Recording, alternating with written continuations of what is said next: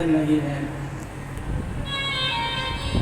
कि दुर्दिन नहीं विनीत कोई चेती विपत्ति बखानी है, लेकिन श्रवणन करे न हरि कथा सो दिन दुर्दिन रहती है। जिस दिन ठाकुर जी की कथा हमको सुनने को ना मिले वही हमारा सबसे बड़ा दिन है, वही दुर्दिन है।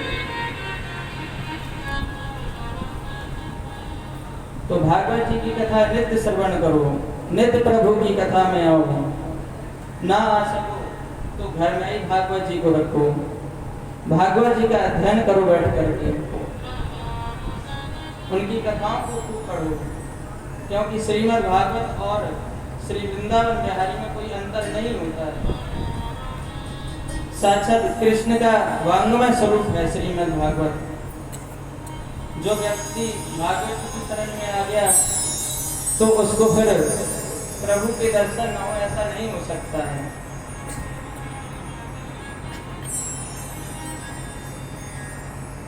देखो वेद व्यासी ने 17 पुराणों को पहले लिखा था। 17 पुराणों को लिखने के बाद 18वीं रचना जो की थी वो श्रीमद् भागवत की रचना की थी। और ऐसा बताया गया है कि और जितने भी 17 पुराण हैं उन सबको आप एक एक करके सुन लो या उनका आप संस्कृत में पाठ कर लो। उन 17 पुराणों को सुनने का जो फल है, संस्कृत में उनका पाठ करने का जो फल है, वो फल है श्रीमद् भागवत को अकेले मात्र सुनना।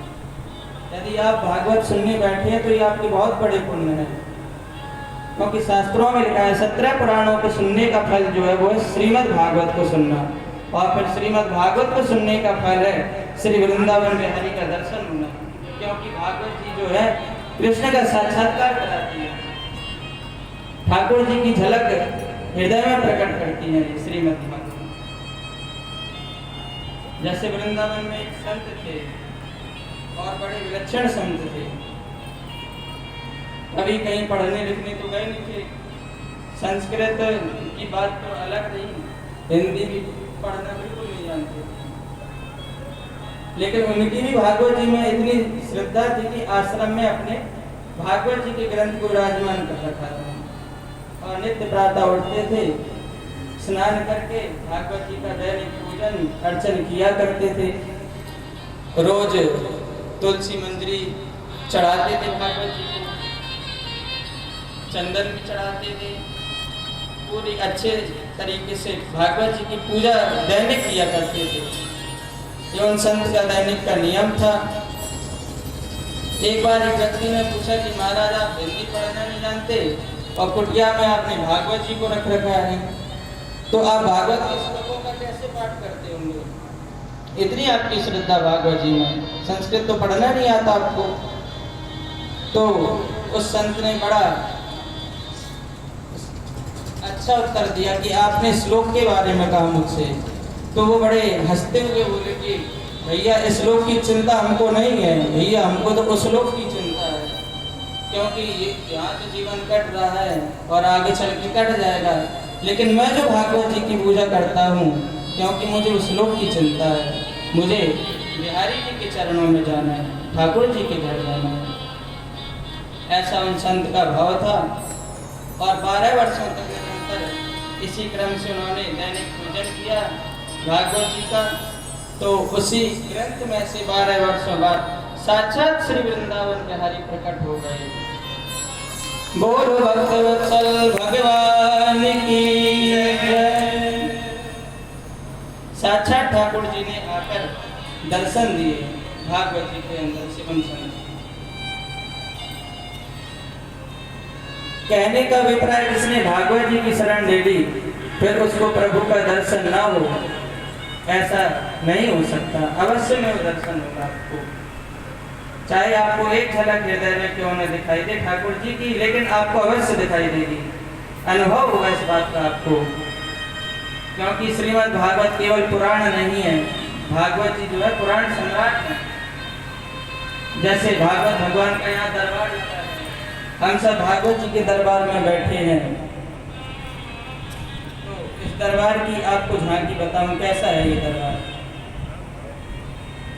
क्योंकि पुराणों में ऐसा श्लोक आता है कि जिस आसन पर भागवत जी विराजमान होते हैं, तो वहाँ पर पद्म पुराण और ब्रह्म वैवर्त पुराण, ये दोनों जो पुराण हैं, दोनों ओर खड़े होकर चवर डुलाते हैं भागवत जी की सेवा में। वाराह पुराण खड़े होकर निकट में व्यंजन डुलाते हैं, और ये पुराण आपको देखने में नहीं आते, लेकिन सब पुराण सेवा में आते हैं, लेकिन ये दिखाई नहीं देते। कोई चवर डुलाते, कोई व्यंजन डुलाते, और कोई पंखा करते हैं। और ब्रह्मांड पुराण आकर भागवत जी के ऊपर छत्र लेकर खड़े हैं। ये सब पुराणों के नाम हैं। और आगे स्कंद पुराण आदि कहने से जितने शिव पुराण, नारद पुराण, सभी जो स्कंद आदि कह दिया तो सभी पुराणों की गणना हो गई। तो ये सब खड़े होकर भागवत जी की स्तुति करते हैं सामने खड़े होकर। और भागवत जी का दरबार अब किससे सजा है? भागवत जी के उस दरबार में कोई मंत्री नहीं बैठते हैं। भागवत जी का दरबार हमेशा भक्तों से सजा रहता है, वैष्णवों से भरा रहता है। तो ऐसे भागवत भगवान सम्राट पुराण के चरणों में हम सब कोटि कोटि वंदन करें, उनको प्रणाम करें। बोलो श्रीमद् भागवत महापुराण की जय। जैसे कि प्राचीन परंपरा हम सबको मिली है ऋषियों से, संतों से, कि किसी भी ग्रंथ का आप जब श्रवण करने बैठो, उससे पूर्व उस ग्रंथ का महात्मा हमें अवश्य सुनना चाहिए। क्योंकि जब तक हम महात्मा को नहीं सुनेंगे तो इस बात का ज्ञान हमें नहीं होगा कि जिस ग्रंथ को हम सुनने के लिए बैठे हैं उसका स्वरूप कैसा है। तो महात्मा के द्वारा हमको 3 बातें मालूम चलती हैं। सबसे पहला कि जिस ग्रंथ को सुनने के लिए बैठे हैं उसको सुनने से हमें क्या लाभ मिलेगा। क्योंकि आजकल तो कोई भी व्यक्ति हो पहले अपना लाभ देखता है कि इसको सुनने से हमें मिलेगा क्या। क्योंकि हर काम में व्यक्ति लाभ पहले देखता है कि ऐसा करने से हमको कुछ मिलेगा भी या नहीं मिलेगा। तो भैया आज लाभ का जो लोभ है हर व्यक्ति के अंदर है। तो महात्मा के द्वारा हमको ये ज्ञात होगा कि भागवत जी को सुनकर क्या प्राप्त होता है। और ये भी पता चलता है कि इससे पहले हमसे पहले किसी को कुछ प्राप्त हुआ है, तो ये बात भी महात्मा के द्वारा हमें पता चलेगी। और तीसरा, जो जब भरोसा हो जाएगा कि इससे कुछ मिलता है, तो तीसरा है कि इसको किस विधि से सुनना चाहिए। तो 3 बातें ये हमको महात्मा के द्वारा मालूम पड़ती हैं। सुनने से क्या लाभ मिलता है, क्या पहले किसी को कुछ मिला है, और जब मिला है तो किस विधि से सुनना चाहिए। ये 3 बातें जानना परम आवश्यक है। क्योंकि जाने बिनु ना